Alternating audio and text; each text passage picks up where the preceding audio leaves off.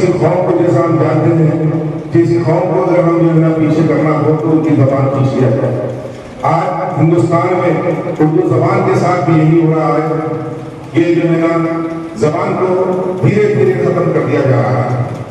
हर हुकूमत वादे करती है, जैसे कि साबिक BRS जिस तरीके से दूसरी जबान का दर्जा दिया, लेकिन उसके बावजूद भी जो है ना उर्दू को कोई फायदा नहीं हुआ, कोई उर्दू के लिए तहफ़्फ़ुज़ नहीं हुआ।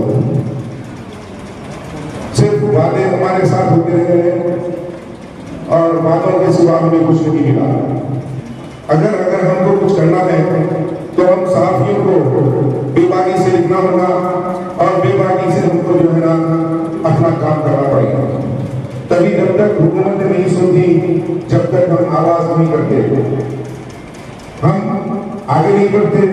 अगर कोई धरना करना हो हुकूमत के खिलाफ तो सामने नहीं आते। जैसे कि आप देखते हैं उर्दू अकेडमी तेलंगाना 2 साल से कोई प्रोग्राम नहीं कर रही है, कोई प्रोग्राम नहीं हो रहा, कोई स्कीम नहीं चल रही, कुछ नहीं हो रहा।